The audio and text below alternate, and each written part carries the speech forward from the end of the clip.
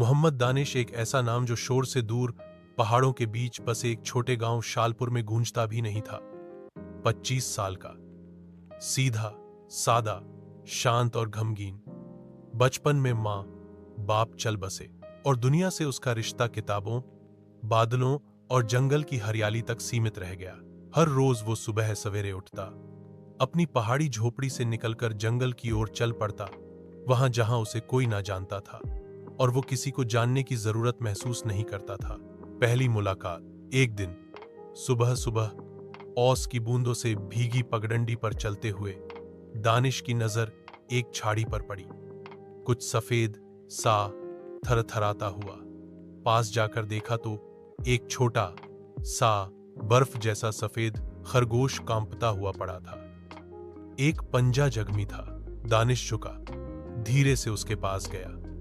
खरगोश डर गया, उसकी सांसें तेज हो गईं, लेकिन दानिश ने हाथ आगे बढ़ाते हुए बस इतना कहा, डर मत, मैं भी अकेला हूं। उस दिन पहली बार किसी ने दानिश की तन्हाई को छुआ था, वो भी एक जानवर ने।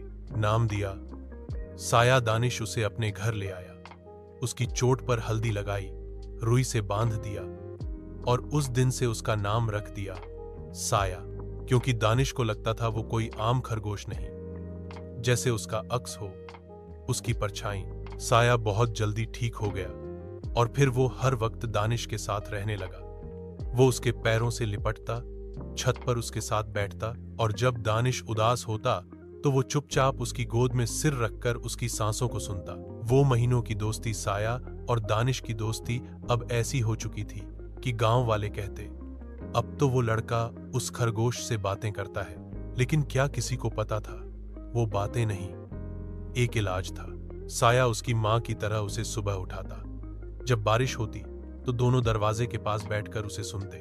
कभी कभी दानिश उससे कहता, काश तू बोल पाता साया, लेकिन शायद तू सुनता बहुत अच्छा है।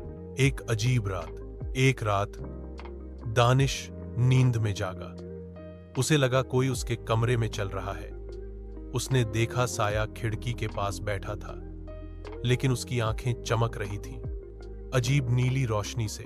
दानिश ने पास जाकर देखा और जैसे ही उसने हाथ बढ़ाया, साया पीछे हट गया और जंगल की तरफ भागा। खोज और रहस्य।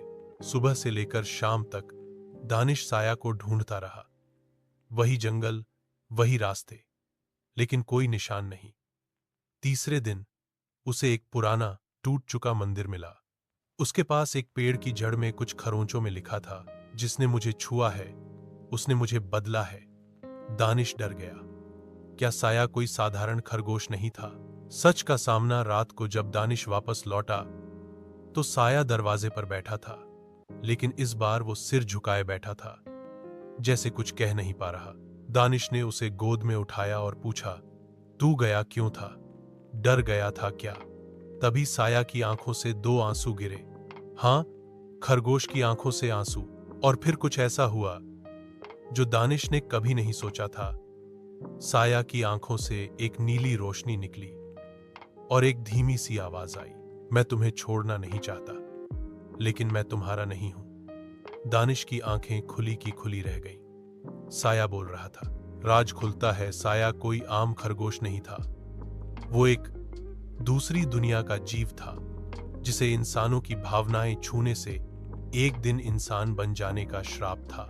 जब कोई उसे प्यार करता, छूता, अपनाता, वो बदलने लगता और एक दिन वो पूरी तरह इंसान बन जाता, लेकिन उसकी उम्र सिर्फ 7 दिन की होती।